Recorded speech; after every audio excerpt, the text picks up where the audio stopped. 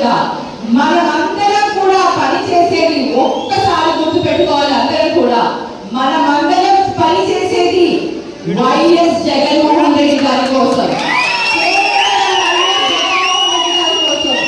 అన్న మళ్ళీ ముఖ్యమంత్రి అయితే మరి మన రాష్ట్రంలో పేద ప్రజలకు పండుగ వచ్చినట్టే, ప్రతి ఒక్క కుటుంబంలో ఆ సంతోషం వచ్చినట్టే ఈ రోజు మనమందరం కూడా ఎటువంటి విభేదాలు లేకుండా పదవులు అనేది మరి ఎప్పుడైనా ఎప్పుడు ఎలా ఏ విధంగా మారతాయో ఎవరికి తెలియదు.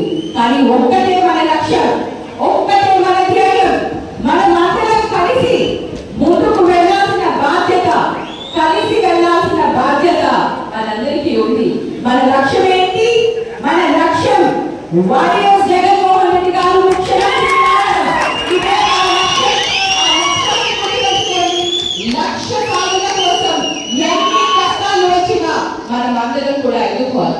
మనలో మనం వివేకాలు తెచ్చుకొని పక్కన వాళ్ళకి ఆ అవకాశాన్ని ఇవ్వకూడదు.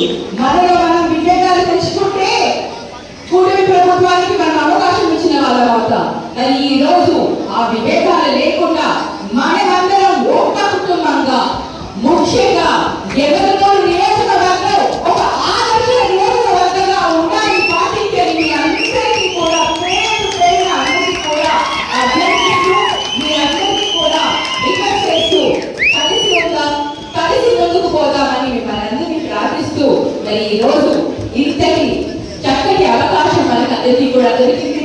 ఈ ఆత్మీయ సమ్మేళనంలో మనందరం కూడా ఒక్కటిగా కలిసి